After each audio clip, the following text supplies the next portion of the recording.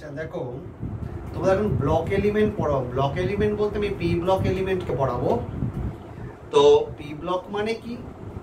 Block element কথাটার মানেই হচ্ছে ইলেকট্রন বিন্যাস করতে গিয়ে শেষ ইলেকট্রনটা যে উপকক্ষে প্রবেশ করে তাকে আমি বলবো সেই ব্লক এলিমেন্ট। তা তোমাকে এখন আমি পড়াবো পি ব্লক এলিমেন্ট।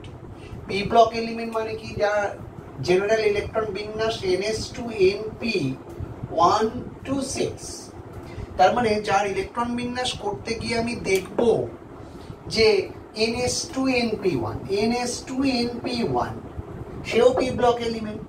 যেমন এটা হচ্ছে গিয়ে 13 নম্বর শ্রেণী। যদি ns2np2 সেটা কত নম্বর শ্রেণী? 14 নম্বর শ্রেণী। ns2np3 সে হবে 15 নম্বর শ্রেণী। ns2np4 16 নম্বর, তারপর 17 নম্বর, তারপর 18 নম্বর। মানে পিতে যেই 6টা ইলেকট্রন ঢুকে গেল তারপরে তার পিতে ঢুকতে পারবে না, যার জন্য এগুলোকে বলা হচ্ছে তোমার কি? P block element. তো তোমাদের 11-এ রয়েছে যেটা, সেটা হচ্ছে গিয়ে এই 13 নম্বর আর 14 নম্বর। 15 থেকে 18 পর্যন্ত সেটা রয়েছে ক্লাস 12-এ। আমরা এখন শুরু করব 13 নম্বর যে শ্রেণীটা রয়েছে সেই শ্রেণীর যে সমস্ত মৌলগুলো রয়েছে তাদের সংক্রান্ত বিষয় নিয়ে আলোচনা করব। প্রথমে দেখো 13 নম্বর গ্রুপ 13, এর মধ্যে কে কে আছে? Boron, aluminium, gallium, indium, thallium. তাহলে boron, aluminium, gallium, indium, thallium. তাহলে এদের শেষ কক্ষের ইলেকট্রন বিন্যাসটা কেমন হবে? না ns2np1। তাহলে এর যে ইলেকট্রন বিন্যাস সেটা হবে হিলিয়াম কোরের ওপর 2s2 2p1, রাইট? তারপরটা কি হবে? নিয়ন 3s2 3p1। তারপরে কি হবে? তারপরে যে gallium, argon 3d10 4s2 4p1। তারপরে কি হবে? Krypton 4d10 5s2 5p1। Thallium, xenon 4f14 5d10 6s2 6p1। তাহলে জেনারেল এদের ইলেকট্রনিক কনফিগারেশন হচ্ছে কি আমার এইটা। এইবার এই শ্রেণীর আমি প্রথমে পারমাণবিক ব্যাসার্ধ নিয়ে একটু আলোচনা করব। পারমাণবিক ব্যাসার্ধ নিয়ে আলোচনা করতে গিয়ে একটা জিনিস দেখলাম যে যত উপর থেকে নিচের দিকে আমি যাব তত কি হবে? নতুন নতুন কক্ষ যোগ হচ্ছে। নতুন নতুন কক্ষ যোগ হলে কি হবে? পারমাণবিক ব্যাসার্ধ অটোমেটিক্যালি বাড়তে থাকবে। কিন্তু যেগুলো হচ্ছে গিয়ে তোমার মানে যেগুলো ডিসক্রিপেন্সি, অর্থাৎ যেগুলো হচ্ছে গিয়ে তোমার এক্সেপশনাল, সেই এক্সেপশনাল গুলো কি তোমার হচ্ছে গিয়ে আগে ধরতে হবে। ধরো এই যে গ্যালিয়াম আর অ্যালুমিনিয়াম, স্বাভাবিক নিয়মে কি হচ্ছে? অ্যালুমিনিয়ামের সাইজের থেকে গ্যালিয়ামের সাইজ কি হওয়া উচিত? বড় হওয়া উচিত। কিন্তু দেখা গেল গ্যালিয়ামের সাইজটা ছোট হয়ে গেল। আর প্রশ্ন হচ্ছে কেন ছোট হয়ে গেল? বলছে ছোট হয়ে যাওয়ার মূল কারণটা হচ্ছে এইটা।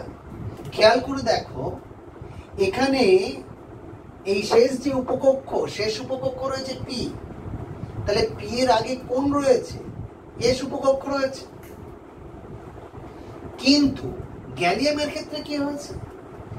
গ্যালিয়ামের ক্ষেত্রে দেখা গেছে যে এইখানে মাঝখানে 3d পড়ে গেছে। 3d তোমরা জানো যে আবরণী ক্ষমতার যে ক্রম, আবরণী ক্ষমতার ক্রম অনুযায়ী দেখা গেছে S greater than P greater than D greater than F। তাহলে D এর আবরণী ক্ষমতার মানটা কি? অনেক কম। D এর আবরণী ক্ষমতার মান কম হওয়ার ফলে কি হচ্ছে? না কার্যকরী নিউক্লিয় আধানের পরিমাণ কি হচ্ছে? বেশি হচ্ছে।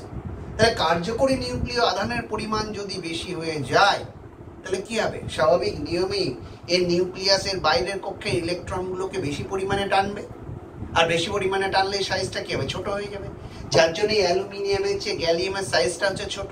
তারপরে এদের ওই স্বাভাবিক নিয়মে অল্প অল্প করে বাড়তে থাকবে, মানে এখানে যতটুকু বাড়বে এখানে বাড়াটা ততটুকু হবে না। এই যেমন ধরো গ্যালিয়ামের পর ইন্ডিয়াম আসছে, এখানে নতুন কক্ষ যোগ হওয়ার ফলে বাড়ছে, এরপরে তো আরো বাড়া উচিত, কিন্তু আরো বাড়ে না। তার মূল কারণটা হলো এখানে চলে গেছে কোনটা, এফ উপকক্ষ। এফ উপকক্ষ মানে কি, তার আবরণী ক্ষমতার মান সবচেয়ে কম। আবরণী ক্ষমতার মান কম হওয়ার জন্য কার্যকরী নিউক্লিয় আধানের মান কি, অনেকটা বেশি। আর কার্যকরী নিউক্লিয় আধানের মান বেশি হওয়ার ফলে কি করছে, বাইরে কক্ষে ইলেকট্রনকে আরো বেশি টানছে। যদিও নতুন কক্ষ যোগ হওয়ার জন্য সাইজ বাড়ছে, কিন্তু যে হারে বাড়া উচিত ছিল সেই হারে বাড়ে না এই এফ উপকক্ষের উপস্থিতির জন্য। এরপরে দেখো, ঠিক যখন পারমাণবিক ব্যাসার্ধের ওপরে আমি ব্যাসার্ধের কথা বললাম, তখন আরেকটা জিনিস একটু খেয়াল রাখতে হবে, এটা হচ্ছে আয়নীভবন বিভব। আয়নীভবন বিভবের মান কি না, গ্যাসীয় বিচ্ছিন্ন অবস্থায় পরমাণুর বাইরে কক্ষ থেকে ইলেকট্রনকে অপসারণ করতে ন্যূনতম যে শক্তি লাগে একটা ইলেকট্রনকে অপসারণ করতে, সেটা হচ্ছে তার আয়নীভবন বিভব। এবার খেয়াল করে দেখো, সেটা ডিপেন্ড করছে মেনলি কিসের ওপর, মেনলি যেটা ডিপেন্ড করছে যে ব্যাসার্ধের উপর। তাহলে কি হচ্ছে, উপর থেকে নিচের দিকে গেলে কি হবে, সাইজ ক্রমশ কি হচ্ছে, বড় হচ্ছে। সাইজ বড় হওয়ার জন্য কি হবে, আয়নীভবন বিভবের মান কি হবে, কমতে থাকবে। যার জন্য বোরন থেকে থ্যালিয়াম পর্যন্ত আয়নীভবন বিভবের মান কি হবে, কমতে থাকবে। এখন এর মধ্যে আবার ভেরিয়েশন রয়েছে। ভেরিয়েশনটা কেমন, যেমন ধরো অ্যালুমিনিয়ামের চেয়ে গ্যালিয়াম, ওর আয়নীভবন বিভবের মান হচ্ছে গিয়ে সামান্য কম। কেন না, সেখানে ওই যে বলেছিলাম যে ডি উপকক্ষ থাকার জন্য স্ক্রিনিং এফেক্ট কম, যার জন্য ওর কার্যকরী নিউক্লিয় আধানের মান বেশি, শেষ কক্ষের ইলেকট্রনকে বেশি পরিমাণে টেনে রাখবে, যার জন্য কি হবে, ইলেকট্রন বার করতে একটু তোমার হচ্ছে গিয়ে বেশি পরিশ্রম করতে হবে বা শক্তিটা একটু বেশি দিতে হবে। ঠিক তেমনি থ্যালিয়ামের ক্ষেত্রে কি না, আয়নীভবন বিভবের মান সবচেয়ে কম এবং খুবই কম হওয়া উচিত ছিল, কিন্তু খুবই কম হতে পারে না। তার কারণটা হচ্ছে এইটা যে এফ উপকক্ষ রয়েছে, তাহলে এফ উপকক্ষের আবরণী ক্ষমতার মান খুব কম, যার জন্য কার্যকরী নিউক্লিয় আধানের মান বেশি হওয়ার জন্য শেষ কক্ষের ইলেকট্রনটাকে কি ভালো করে ধরে রাখবে, মানে শেষ কক্ষের ইলেকট্রনকে ভালো করে ধরে রাখবে। সুতরাং সেখান থেকে ইলেকট্রনকে বার করতে আমার আরো বেশি শক্তি প্রয়োগ করতে হবে, মানে যতটা দেওয়া উচিত ছিল তার থেকে কি আরো বেশি দিতে হবে, যার জন্য ওদের আয়নীভবন বিভবের মান যা ভাবা হয়েছিল, যত অল্প হওয়া উচিত ছিল তার থেকে একটু বেশি। এইবার দেখো, এই শ্রেণীর যে মৌলগুলো রয়েছে তাদের বিভিন্ন হ্যালাইডের ক্যারেক্টার, বা তার আগে আমি একটু অক্সিডেশন স্টেট কথা বলি। অক্সিডেশন স্টেট মানে কি না, জারণ স্তর। ধরো বোরন কি ছিল, হিলিয়াম 4 2s2 2p1, রাইট। এই যদি বাইরের কক্ষে 3টে ইলেকট্রনকে ছেড়ে দিতে পারে, তাহলে ইজিলি হিলিয়ামের কনফিগারেশনটা পেয়ে যায়, যার জন্য কি হয়ে যাচ্ছে, এইটা তোমার জেনারেল এদের তোমার অক্সিডেশন স্টেট কত হবে, +3। কিন্তু সবচেয়ে মজার কথা হলো এইটা, যে এখান থেকে যখন আমি থ্যালিয়ামে চলে এলাম, যার আমি ইলেকট্রনিক কনফিগারেশন এইটা দেখিয়েছিলাম,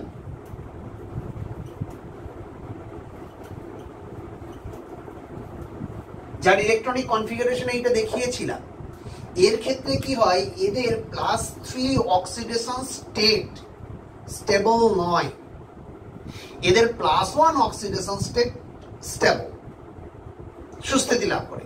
কারণটা কি, কারণটা হচ্ছে এইটা যে এর ক্ষেত্রে যে এফ উপকক্ষ রয়েছে, এই এফ উপকক্ষের আবরণী ক্ষমতার মান অত্যন্ত কম। তাহলে আবরণী ক্ষমতার মান যদি কম হয়, অর্থাৎ নিউক্লিয়াসে ধনাত্মক আধানকে বাধা দানের ক্ষমতা যদি কম হয়, তাহলে কি করবে, সে করবে কি না, শেষ কক্ষে যে ইলেকট্রনগুলো রয়েছে সেই ইলেকট্রনগুলোকে কি করবে, ভালোভাবে টেনে রেখে দেবে। তো দেখা যাচ্ছে এর শেষে যে 6s উপকক্ষ রয়েছে আর 6p উপকক্ষ রয়েছে, এই 6s এর উপকক্ষ সে তো নিউক্লিয়াসের সবচেয়ে কাছে রয়েছে p এর থেকে, যার জন্য একে এতটা ভালোভাবে ধরে রেখে দেবে যে একে বেরোতেই দেবে না, অর্থাৎ 6s এর ইলেকট্রন দুটোকে বেরোতে দেবে না। তাহলে এইটাকে বলা হচ্ছে তোমার কি, এইটাকে বলা হচ্ছে ইনার্ট পেয়ার এফেক্ট, অর্থাৎ একে রাসায়নিকভাবে নিষ্ক্রিয় করে তোলে। বাংলায় বলা হয় নিষ্ক্রিয় জোর প্রভাব। এই কারণেই কি হচ্ছে না এই কারণেই ওরা 6p এর ইলেকট্রনটাকে বার করতে পারে ইজিলি, কিন্তু 6s এর ইলেকট্রন দুটোকে বেরোতে দেয় না, যার জন্য হ্যালিয়াম +1 অক্সিডেশন স্টেট এইটাকে কিন্তু স্টেবল হিসেবে রাখে। কোনো কারণে যদি +3 অক্সিডেশন স্টেট যদি পেয়েও গিয়ে থাকে, +3 অক্সিডেশন স্টেট যদি পেয়ে গিয়েও থাকে, তাহলেও কিন্তু সে খুব সহজেই ইলেকট্রন দুটো গ্রহণ করে নিয়ে খুব ইজিলি +1 এ এরা পরিণত হয়ে যাবে। এবার দেখো এদের হচ্ছে অক্সিডেশন স্টেট গেল। এরপরে দেখো এই মৌলগুলোর হ্যালাইড নিয়ে একটু আলোচনা করা যায়। ধরো বোরন, বোরনের বাইরের কক্ষে ইলেকট্রন রয়েছে 3টে। সবচেয়ে মজার কথা, আমি যদি এদের হ্যালাইডকে ইউজ করি, ধরো BF3 right, BCl3, BR3, BI3, এই হ্যালাইড গুলোকে নিয়ে যদি আলোচনা করি, তাহলে একটা জিনিস পরিষ্কার, বোরনের চারিদিকে দেখো যে অক্টেট রুল অনুযায়ী, অষ্টক নিয়ম অনুযায়ী এর বাইরের দিকে যে 8টা ইলেকট্রন থাকার কথা, এখানে কিন্তু 8টা ইলেকট্রন থাকছে না, 6টা ইলেকট্রন রয়েছে। যার জন্য কি হচ্ছে, এদের সবসময় একটা, এদের বোরনের যে হ্যালাইড গুলো রয়েছে তাদের সবসময় একটা কি হচ্ছে, দুটো ইলেকট্রন গ্রহণ করার প্রবণতা থেকে যাচ্ছে। সুতরাং লুইস তত্ত্ব অনুযায়ী জানি যারা নিঃসঙ্গ ইলেকট্রন জোড় গ্রহণ করতে পারে তারা কি হবে, তারা হবে অ্যাসিড। সুতরাং বোরনের যে হ্যালাইড গুলো রয়েছে তারা হবে অ্যাসিডিক ইন নেচার। এখন প্রশ্ন হচ্ছে, তাহলে এদের অ্যাসিডিটি অর্ডারটা আমাকে বার করতে হবে। অ্যাসিডিটি অর্ডার মানে কি? অ্যাসিডিটি অর্ডার মানে হচ্ছে BF3, BCl3, BBr3, BI3, এদের আম্লিকতার ক্রমটাকে উল্লেখ করতে হবে। এখন স্বাভাবিক নিয়মেই তোমার মনে হতে পারে যেহেতু ফ্লুরিন তার ইলেকট্রোনেগেটিভিটি হচ্ছে বেশি, সে করবে কি না BF এর বন্ড থেকে ইলেকট্রন বেশি টেনে নেবে। তা যখন টেনে নেবে বেশি ইলেকট্রন, তখন তোমার মনে হতেই পারে যে এই বোরনটা আরো বেশি ইলেকট্রন আকর্ষী কেন্দ্রে পরিণত হবে। তাহলে স্বাভাবিক নিয়মে ও খুব দ্রুত নিঃসঙ্গ ইলেকট্রন জোড় গ্রহণ করতে পারবে, এটা মনে হতে পারে। তাহলে সেদিক দিয়ে দেখতে গেলে তোমার অর্ডারটা কেমন হতে পারে না BF3 greater than BCl3 greater than BBr3 greater than BI3? না, বিষয়টা একটু উল্টো। কিরকম উল্টো বলি, এই যে BF3 বোরনের খেয়াল করে দেখো, এর হচ্ছে ভ্যাকেন্ট P উপকক্ষর মধ্যে P কক্ষক বর্তমান। বোরনের কি হিলিয়াম কোরের উপর 2s2p1, তাহলে P এ রয়েছে আরো ভ্যাকেন্ট রয়েছে P অরবিটাল। ফ্লুরিনের নিঃসঙ্গ ইলেকট্রন জোড় রয়েছে, সেটাও P তে রয়েছে। তাহলে এইখানে যদি বোরনে P অরবিটাল যদি ভ্যাকেন্ট থাকে, এখানে ফ্লুরিন তার একটা P অরবিটালে লোন পেয়ার রয়েছে, বোরনের P অরবিটাল একটা ভ্যাকেন্ট রয়েছে, আর এখানে ফ্লুরিনের P অরবিটালে লোন পেয়ার রয়েছে। তখন কি করবে না, এখান থেকে লোন পেয়ার কি করবে, এখানে ব্যাক ডোনেট করবে, বোরনের দিকে ব্যাক ডোনেট করবে, অর্থাৎ একটা পিপাই একটা বন্ড তৈরি করবে। এর P এর হচ্ছে 2p তে আছে, এরও 2p তে আছে। তাহলে এখানে কি হবে, পিপাই একটা বন্ড তৈরি করবে। তাহলে পিপাই যখন বন্ড তৈরি করবে, মানে বোরনের যে ইলেকট্রনের যে চাহিদা, সেই বোরনের ইলেকট্রনের চাহিদা কি করছে, অনেকাংশে কমিয়ে দিচ্ছে। যখন অনেকাংশে কমিয়ে দিল, তাহলে স্বাভাবিক নিয়মে বাইরে থেকে নিঃসঙ্গ ইলেকট্রন জোড় নেওয়ার প্রবণতা কি আসবে, কমে যাবে। যখনই কমে যাবে তার কি আম্লিকতাটা কমে যাবে। ঠিক একইভাবে দেখো BCl3 এর ক্ষেত্রে কি হয় না, ওদের বন্ড ডিস্টেন্সটা এর তুলনায় বেশি, কিন্তু BBr এর ক্ষেত্রে আরো বেশি। যার জন্যে BCl3 তে পিপাই যে বন্ড তৈরি করবে, সেটার প্রবাবিলিটি BBr এর থেকে অনেক বেশি। তেমনি সেটা আবার BI3 থেকে অনেক বেশি। যার জন্য BCl3 তার হচ্ছে গিয়ে যে বোরনের যে ইলেকট্রন ঘাটতি, সেটা খানিকটা অংশে পূরণ হলেও BBr3 বা Bi3 তে আরো কমে যাচ্ছে ক্রমাগত, যার জন্য ইলেকট্রন গ্রহণের বা নিঃসঙ্গ ইলেকট্রন জোড় গ্রহণের প্রবণতা কি হচ্ছে? নিশ্চয়ই সবচেয়ে বেশি কোনটা হচ্ছে? Bi3, তারপরে হচ্ছে BBr3, তারপরে হচ্ছে গিয়ে BCl3, তারপরে হচ্ছে BF3, রাইট? এইটা হচ্ছে গিয়ে বোরনের হ্যালাইড গুলো, যেগুলো সে হ্যালাইড গুলোর আম্লিকতার ক্রম। এইবার দেখো তাহলে অ্যালুমিনিয়াম একটা ইন্টারেস্টিং কেস আছে। কেমন দেখো, যে অ্যালুমিনিয়ামের ক্ষেত্রে ওর হ্যালাইড কে রয়েছে? ধরো অ্যালুমিনিয়াম ক্লোরাইড। বলছে অ্যালুমিনিয়াম ক্লোরাইড অ্যাকচুয়ালি ওরা ডাইমার রূপে থাকে। ডাইমার রূপে মানে কি? মানে দুটো অণু একসঙ্গে লেগে গিয়ে ওরা তৈরি করে Al2Cl6 এইরকম ডাইমার রূপে এরা অবস্থান করে। তাহলে এর ক্ষেত্রে কেমন হবে? এরপরে কেমন হবে না, ডাইমার রূপে অবস্থান করার মূল কারণটা কি? মূল কারণটা হচ্ছে, খেয়াল করে দেখো, অ্যালুমিনিয়াম এ কিন্তু ইলেকট্রন ঘাটতিযুক্ত মৌল। কিরকম না, Al Cl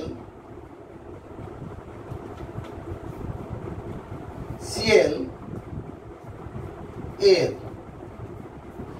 পাশে আরেকটা অণু, খেয়াল করে দেখো, এই চারিদিকে মোট ইলেকট্রন কটা হয়ে গেছে? মোট ইলেকট্রন হয়ে গেছে 6টা। তাহলে আরেকটা যদি অ্যালুমিনিয়ামকে আমি ইউজ করি, ধরো এখানে আমি অ্যালুমিনিয়াম দিয়েছি, Cl রয়েছে, তখন কি করছে, এই যে এর যে লোন পেয়ার, এই লোন পেয়ারটাকে ডোনেট করছে। যখনই ডোনেট করছে, আমি যদি বলি এই অ্যালুমিনিয়ামের চারিদিকে মোট কটা ইলেকট্রন হয়ে গেল, তুমি বলো 8টা হয়ে গেছে। এই অ্যালুমিনিয়ামের চারিদিকে এখন কটা? এখন 6টা। এই লোন পেয়ারটা যদিও ডোনেট করে, তাহলে এখন যদি বলি অ্যালুমিনিয়ামের চারিদিকে মোট কটা হয়ে গেছে, তুমি বলবে কটা হয়ে গেছে? 8টা হয়ে গেছে। তাহলে খেয়াল করে দেখো, এখানে অ্যালুমিনিয়ামের চারিদিকে মোট, মানে এরা হচ্ছে কি হয়ে গেছে, এরা সবাই অষ্টকটা পূর্ণ করে দিয়েছে। সবাই অষ্টক পূর্ণ দিয়ে কি কিসে পরিণত হচ্ছে? Al2Cl6 এ কনভার্ট হয়ে গেছে। Al2Cl6 এ কনভার্ট হয়ে গেছে। বুঝে গেল? এইবার দেখো আরেকটা বিষয় এখান থেকে তোমাকে আমি জিজ্ঞাসা করতে পারি। বলছে শোধক অ্যালুমিনিয়াম ক্লোরাইডকে তুমি যদি উত্তপ্ত করো, তুমি উত্তপ্ত করলে কেন অনার্দ্র অ্যালুমিনিয়াম ক্লোরাইড পাও না? শোধক অ্যালুমিনিয়াম ক্লোরাইডকে উত্তপ্ত করলে অনার্দ্র অ্যালুমিনিয়াম ক্লোরাইড পাও না কেন?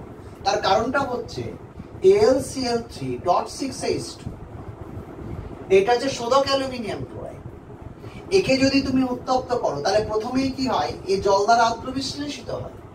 আদ্র বিশ্লেষিত হয়ে তৈরি করে AlOH ও থ্রাইস, অ্যালুমিনিয়াম হাইড্রোক্সাইড তৈরি করে, প্লাস HCl করে দেয়। এই যে অ্যালুমিনিয়াম হাইড্রোক্সাইডে পরিণত হলো, একে যদি আমি হিট করি, তাহলে এ আলটিমেটলি পরিণত হয়ে যাবে কোনটায়? Al2O3 প্লাস 3H2, জলে পরিণত হয়, এবং তার সঙ্গে Al2O3, যার জন্য শোধক অ্যালুমিনিয়াম ক্লোরাইডকে আমি হিট করলে আমি কখনোই তোমার হচ্ছে গিয়ে অনার্দ্র অ্যালুমিনিয়াম ক্লোরাইড পাবো না। এবার আরেকটা বিষয় দেখো, যে এই শ্রেণীর যে মৌলগুলো রয়েছে, তাদের অক্সাইডের প্রকৃতি কেমন হবে, তাদের হাইড্রোক্সাইডের প্রকৃতি কেমন হবে, সেইগুলো একটু আমি বিচার করি। ধরো বোরন, তাহলে কি হবে, এর হাইড্রোক্সাইড হচ্ছে এইটা, অ্যালুমিনিয়াম এইটা, গ্যালিয়াম, ইন্ডিয়াম, হ্যালিয়াম। আমাকে যদি এদের ক্ষারকীয়তার ক্রম হিসেবে যদি আমাকে বলতে হয়, তাহলে ভালো করে দেখো, এই বোরনের যে হাইড্রোক্সাইড বলছি আমি, এটা অ্যাকচুয়ালি আম্লিক। তারপরে যত নিচেই যাবে, নিচের দিকে যাবে, তত তাদের ক্ষারকীয়তা ক্রমশ বাড়বে। কেন? কারণটা হচ্ছে এইটা, যে খেয়াল করে দেখো BOH, এই যে বন্ডটা রয়েছে, এই বন্ডের ক্ষেত্রে আমি জানি একটা শ্রেণীর নিচের থেকে ওপর দিকে গেলে ইলেকট্রোনেগেটিভিটি কি হয়, বাড়তে থাকে। সুতরাং বোরন আর অক্সিজেনের মধ্যে ইলেকট্রোনেগেটিভিটির যে পার্থক্য, সেই ইলেকট্রোনেগেটিভিটির পার্থক্য খুব কম। তুলনামূলকভাবে ও এর সঙ্গে এইচ এর মধ্যে ইলেকট্রোনেগেটিভিটির পার্থক্য অনেক বেশি। যার ফলে কি হচ্ছে, যার ফলে যখন তুমি জলীয় দ্রবণে দেবে, ওদের কোন জায়গাটা ভাঙবে, এই জায়গাটা ব্রেক করবে। এই জায়গাটা ব্রেক করলে কি তৈরি করছে, এইচ প্লাস করে বার করে দিচ্ছে। এটাকে ব্রেক করলে ভেঙে এইচ প্লাস হিসেবে বার করে দিচ্ছে। যার জন্যই কিন্তু এরা আম্লিক হিসেবে কাজ করে। কিন্তু যত নিচের দিকে যাবে, এই মৌলগুলো যারা রয়েছে তাদের ইলেকট্রোনেগেটিভিটি কমতে আরম্ভ করছে। তার ফলে কি হচ্ছে, অক্সিজেন এবং মৌলের মধ্যে ইলেকট্রোনেগেটিভিটির পার্থক্য বাড়তে থাকছে। যার জন্য ভাঙবে কোন জায়গা, ধরো আমি বলছি থ্যালিয়াম, তাহলে ভাঙবে কোন জায়গায়, এই এটা ব্রেক করবে। কারণ এই দুজনের মধ্যে ইলেকট্রোনেগেটিভিটির পার্থক্য কি, অনেকটাই বেশি এদের তুলনায়, OH এর তুলনায়। যার জন্য এইখানটা ভাঙবে, যার জন্য জলীয় দ্রবণে কি তৈরি করে, OH মাইনাস তৈরি করবে। তাহলে বোঝা গেল যে ওপর থেকে যত নিচের দিকে যাব তত কি হবে, তাদের ক্ষারকীয়তা বাড়বে। এটা একটা দিক। আরেকভাবে ব্যাখ্যা করা যায়, ভ্যাজান্সের যে রুল, ভ্যাজানের রুল অনুযায়ী কি বলা হয়েছিল, ধরো এখানে যে B+3 আর এখানে Tl+3, আমি যদি বলি কার আধান ঘনত্ব বেশি, অবশ্যই বোরনের সাইজটা ছোট হওয়ার জন্য তার আধান ঘনত্ব বেশি। তাহলে আধান ঘনত্ব বেশি হওয়ার জন্য এদের মধ্যে কি হবে, বন্ধন প্রকৃতি কি, কোন বন্ধন প্রকৃতি লাভ করবে, অবশ্যই সমযোজী লাভ করবে। আর থ্যালিয়াম এবং OH এর মধ্যে বন্ধন প্রকৃতি কি হবে, আয়নীয় প্রকৃতির হবে। কারণ এর আধান ঘনত্ব কি, অনেক কম, সাইজ বড়। যার জন্যই কি এরা সহজেই আয়নিত হয়ে OH মাইনাস আয়ন উৎপন্ন করবে। এই কারণেই এদের ক্ষারকীয়তার ক্রম হচ্ছে এইটা greater than this, greater than this, greater than this. এইটা হচ্ছে গিয়ে তোমার ক্ষারকীয়তার ক্রম। এবারে এদের অক্সাইড, সিমিলার কেস। অক্সাইডগুলোর ক্ষেত্রে কি হয় না, ধরো তাদের ক্ষারকীয়তা কি বলবো, মানে ধরো B2O3, Al2O3, Ga2O3, In2O3, Tl2O3। আমার বলছে এদের ক্ষারকীয়তা ক্রম, এখানেও সে একই ব্যাপার, বন্ধন প্রকৃতি। এই যে বোরন, এর ইলেকট্রোনেগেটিভিটি কি বেশি, এই ইলেকট্রোনেগেটিভিটি বেশি হলে তার অধাতু ধর্ম তো বেশি। তাহলে ক্রমাগত প্রত্যেকের নিচের দিকে গেলে ধাতু ধর্ম বাড়ে। তাহলে ধাতু ধর্ম বাড়লে তাদের অক্সাইডের প্রকৃতি কি হবে, ক্ষারীয় হবে। আর এর কি, এ হচ্ছে গিয়ে তোমার আম্লিক প্রকৃতি। কারণ এর ইলেকট্রোনেগেটিভিটি বেশি হওয়ার জন্য কি হচ্ছে, এই অধাতু, অধাতব অক্সাইড মানে কি, আম্লিক। সুতরাং ক্ষারকীয়তার ক্রম এইটা, এটা, এটা হচ্ছে গিয়ে এদের অক্সাইডগুলোর ক্ষারকীয়তার ক্রম। এবার বোরন এবং সিলিকন, এখন নিশ্চয়ই পিরিয়ডিক টেবিলে ডায়াগোনাল রিলেশনশিপ পড়েছে, কোনাকুনি সম্পর্ক, যে 2 নম্বর পর্যায়ে এবং 3 নম্বর পর্যায়ে কোনাকুনি ভাবে অবস্থিত যে সমস্ত মৌলের মধ্যে ধ্রুবায়ন শক্তির মান প্রায় সমান, তাদের ভৌত এবং রাসায়নিক ধর্মের মধ্যে মিল থাকে। কিরকম, ধরো আমি বলছি lithium, beryllium, boron, carbon, nitrogen, এগুলো রয়েছে।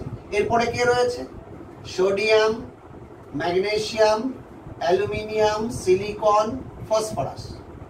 আমি বলেছিলাম 2 নম্বর পর্যায় এবং 3 নম্বর পর্যায় তাদের কোনাকুনি ভাবে অবস্থিত মৌল, যাদের কোনাকুনি ভাবে অবস্থিত মৌল যাদের ধ্রুবায়ন শক্তির মান প্রায় সমান, মানে কি, ফাই, ধ্রুবায়ন শক্তি সমান আধান বাই ব্যাসার্ধ, যাদের প্রায় সমান, প্রায় সমান, তাদের ভৌত এবং রাসায়নিক ধর্মের মধ্যে মিল থাকে। তাহলে এদিকে খেয়াল করে দেখো, বোরন এবং সিলিকন, এদের দুজনের মধ্যে ভৌত এবং রাসায়নিক ধর্মের মধ্যে মিল দেখা যায়। কিরকম, ধরো আমি বলছি বোরনের যে অক্সাইড, ধরো B2O3, এ কি করছে, এই NaOH এর সঙ্গে রিঅ্যাকশন করছে, দিয়ে তৈরি করে কি করে NaBO2 প্লাস H2O। তাহলে সিলিকন SiO2 সেও NaOH এর সঙ্গে বিক্রিয়া করে দিয়ে লবণ তৈরি করে, সোডিয়াম সিলিকেট প্লাস H2O। তাহলে এদের মধ্যে মিল রয়েছে। আবার দেখো বোরনের যে হ্যালাইড, বোরনের হ্যালাইড ধরো BCl3, এই বোরনের হ্যালাইড কি করবে না জল দিয়ে আর্দ্র বিশ্লেষিত হবে, দিয়ে তৈরি করে কি বরিক অ্যাসিড প্লাস HCl তৈরি করবে। ঠিক তেমনি SiCl4 সেও জল দিয়ে আর্দ্র বিশ্লেষিত তৈরি করবে H4SiO4 অর্থোসিলিসিক অ্যাসিড প্লাস HCl তৈরি করছে।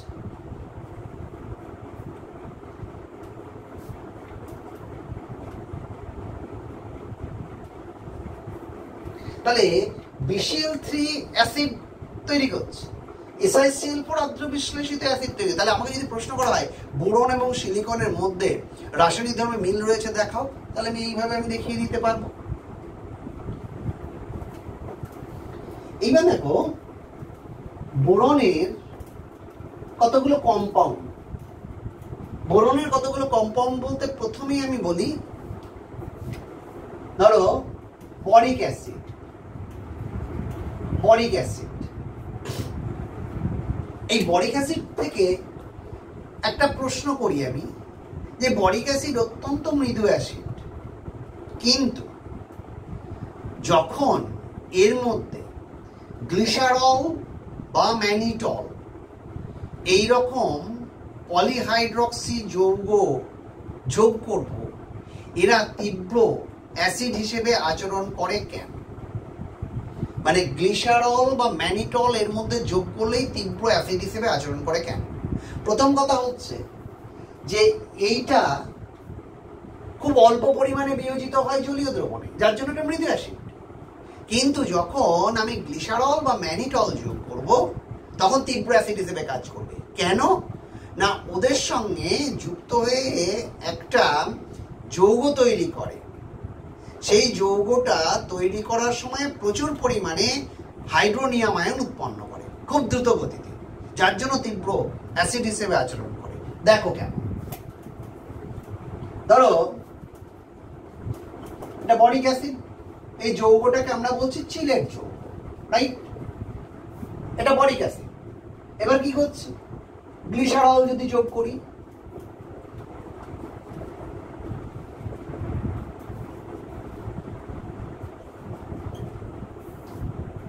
সিমিলারলি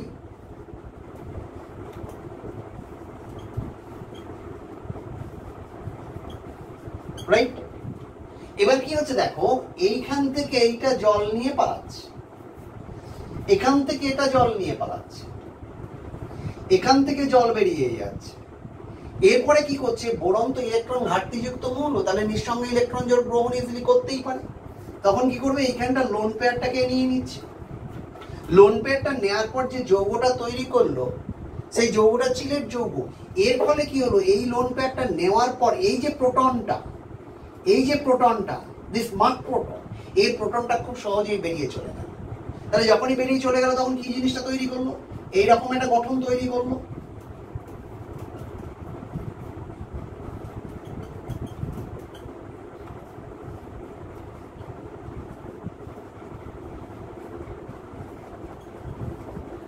এই যে গঠনটা তৈরি করলো এটা হচ্ছে চিলেট যৌগ, তার সঙ্গে প্রচুর পরিমাণে H3O+ তৈরি করে, যার জন্য স্বাভাবিক অবস্থায় ওরা ওদের বিয়োজন মাত্রা কম হলেও যখনই আমি এরকম গ্লিসারল যোগ করব তারা তোমার হচ্ছে গিয়ে তীব্র অ্যাসিড হিসেবে আচরণ করে। এরপরে একটা প্রশ্ন, বরিক অ্যাসিডকে তুমি চিনবে কিভাবে? বরিক অ্যাসিডকে চেনার উপায়টা বলি যে একটা টেস্ট টিউবের মধ্যে আমরা বরিক অ্যাসিড নেব এবং তার মধ্যে মিথানল দেব। মিথানল দিয়ে বরিক অ্যাসিড দিয়ে হিট করব। হিট করার পর যে গ্যাসটা বেরিয়ে আসবে টেস্ট টিউবটার মুখটা যে একটু সাবধানে করতে হবে, ওইটাকে যদি আমি বুনসেন বার্নারের প্রদীপ্ত শিখায় নিয়ে যাই তাহলে দেখবো সবুজ শিখা তৈরি করছে, অপূর্ব সুন্দর দেখতে লাগে। তাহলে যে যৌগটা তৈরি হলো সেটাকে বলা হচ্ছে মিথাইল বোরেট। এই মিথাইল বোরেটটা হচ্ছে একটা অজৈব এস্টার। তাহলে এর সাহায্যে আমরা বরিক অ্যাসিডকে আমরা চিনতে পারবো কেমন হচ্ছে। দেখ, তাহলে বরিক অ্যাসিড তার সঙ্গে